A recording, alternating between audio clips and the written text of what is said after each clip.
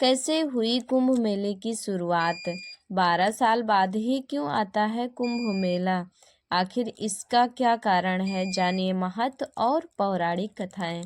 नमस्कार भक्तों, जय श्री राम, हर हर महादेव। स्वागत है आप सभी का अपने यूट्यूब चैनल में।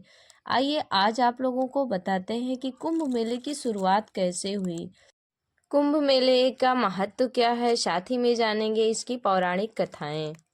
13 जनवरी 2025 से उत्तर प्रदेश के प्रयागराज में महाकुंभ शुरू हो गया है, जो कि 26 फरवरी 2025 को महाशिवरात्रि के दिन खत्म होगा।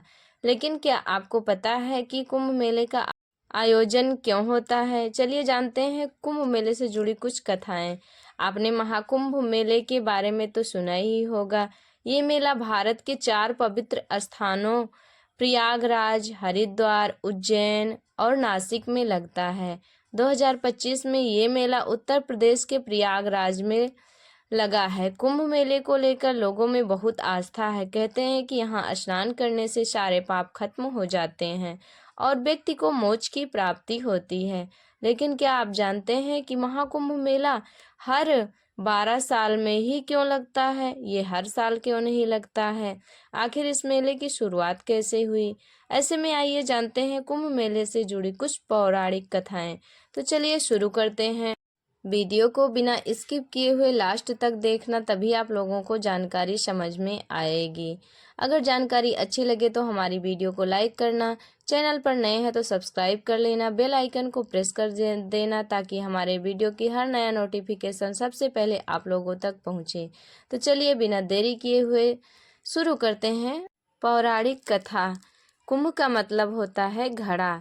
दरअसल कुंभ मेले की शुरुआत एक पौराणिक कहानी से जुड़ी हुई है।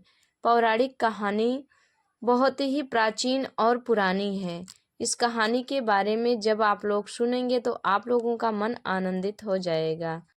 पौराणिक कहानी के अनुसार एक बार देवताओं और राक्षसों के बीच समुद्र मंथन हुआ ये कि महर्षि ऋषि दुर्वासा ने देवताओं को श्राप दिया था कि वे कमजोर हो जाएं, जिससे देवता लोग कमजोर हो गए और बहुत ही ज्यादा कमजोर हो गए। दुर्वासा ऋषि के श्राप के कारण राक्षसों ने इसका खूब फायदा उठाया और इसी का फायदा उठाकर उन्होंने देवताओं को हरा दिया। सभी देवता लोग समझ नहीं पा रहे थे कि अब हारने के बाद क्या करें, जिसके बाद फिर सभी देवता भगवान विष्णु जी के पास मदद मांगने के लिए पहुंच गए। तब भगवान विष्णु ने कहा कि अमृत पाने के लिए समुद्र मंथन करना होगा।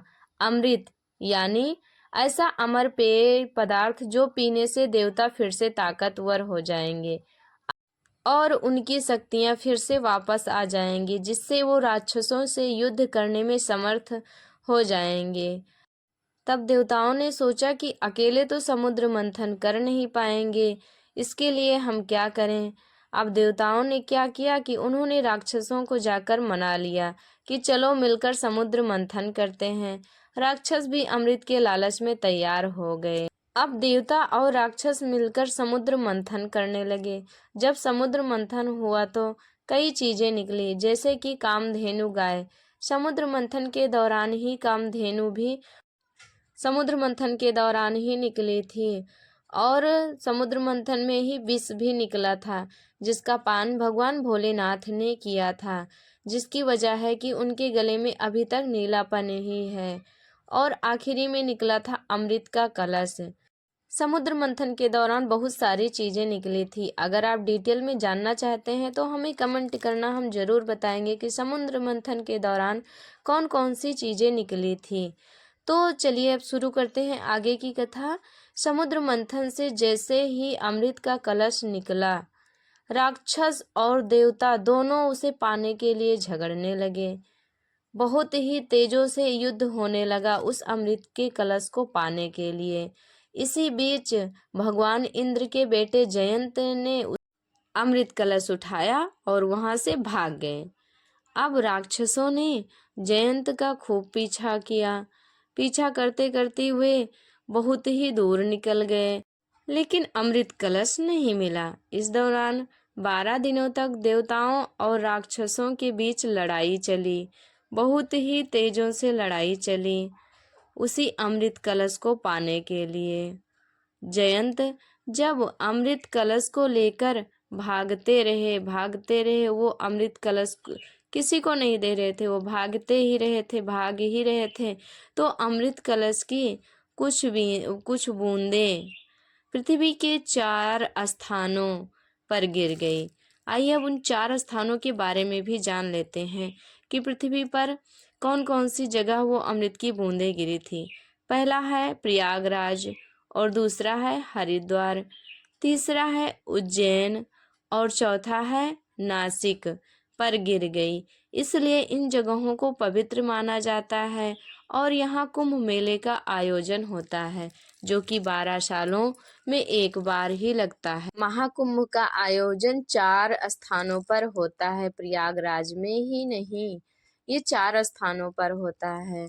तो इसीलिए कहते हैं कि जब भी महाकुंभ शुरू हो तो इस दौरान हमें इन दिनों पवित्र स्थानों पर जहाँ कुंभ का आयोजन हुआ है वहाँ स्नान अवश्य ही करना चाहिए।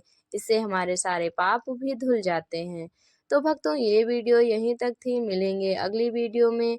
तब तक के लिए स्वस्थ रहिए, मस्त रहिए, प्रभु का आशीर्वाद सभी पर बना रहे। वीडियो अच्छी लगी हो तो लाइक कर देना, कमेंट कर देना, चैनल पर नए हो तो सब्सक्राइब कर लेना। अब मिलेंगे अगली वीडियो में, हमारे साथ प्रेम से बोलिए हर हर महादेव।